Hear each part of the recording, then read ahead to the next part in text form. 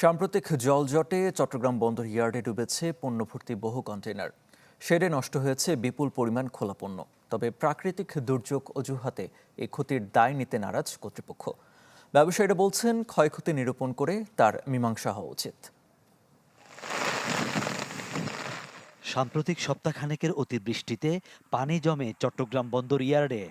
এতে ডুবে যায় কন্টেইনার। শেডে পানি ঢুকে নষ্ট হয় এলসিএল বা খোলা পণ্য।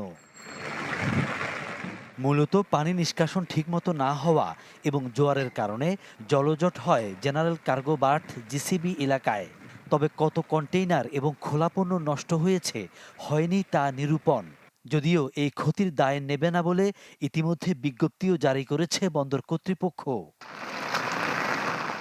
ব্যবহারকারীরা বলছেন, ইয়ার্ড এবং শেড নিচু আর জরাজীর্ণ থাকায় পানি জমেছে, যার দায় বন্দরের, কিন্তু ক্ষয়ক্ষতি বহন করতে হয় ব্যবসায়ীদের। ভবিষ্যতে এই ক্ষেত্রে ভারসাম্য রক্ষা হওয়া উচিত। প্রিপারেশন নিলে বন্দর নিতেই পারতো। ইয়ার্ডগুলোও আসলে নতুন যেগুলি হয়েছে হয়তো একটু উঁচু করছে, কিন্তু এই পুরানাগুলোও উঁচু করতে পারতো। তো অ্যাক্ট অফ গড বলেই ছেড়ে দিলে যে দায় সারা হয়ে যাবে, নট দ্যাট।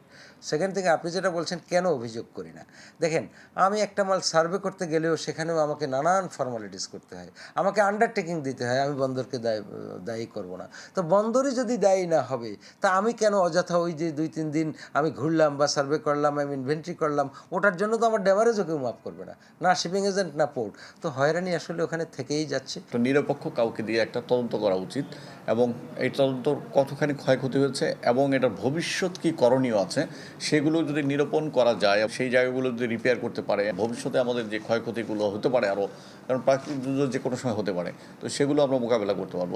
চট্টগ্রাম বন্দরের জিসিবি নির্মিত হয় 1954 সালে। 79 সালে যার জেটিগুলো পুনর্নির্মাণ হয়, যা আবারও হয়ে পড়েছে পুরনো। বন্দরে যে 11টি শেড রয়েছে তার 9টি জিসিবিতে, এগুলোর 4টি মেরামতযোগ্য। কর্মকর্তারা বলছেন, সহসা এগুলোর কাজ শুরু হবে, তবে ক্ষতির দায় না নেয়ার ব্যাপারে এখনও অনড় কর্তৃপক্ষ। আমাদের যে ইয়ার্ড বা শেডগুলো আছে সেগুলো আমাদের চেয়ারম্যান মহোদয় ভিজিট করেছেন, সুনির্দিষ্ট নির্দেশনা দিয়েছেন, যেমন যেখানে আমাদের শেডগুলোতে টিনের চালগুলো পুরনো হয়ে গেছে সেগুলো পরিবর্তন, অথবা যেখানে আমাদের ইয়ার্ডের যে উচ্চতা সেটা আরও বেশি অধিকতর উঁচু করা প্রয়োজন, সেই জায়গাগুলোতে উঁচু করে যাতে আমাদের বর্তমান এই পরিস্থিতিগুলোকে সামাল দেওয়া যায়। বন্দরে যে কোনো নষ্ট পণ্যের যৌক্তিক ক্ষতি ও সমতার ভিত্তিতে দায় নিরূপণ হওয়া উচিত, মত ব্যবহারকারীদের। ফখরুল ইসলাম, চ্যানেল 24, চট্টগ্রাম।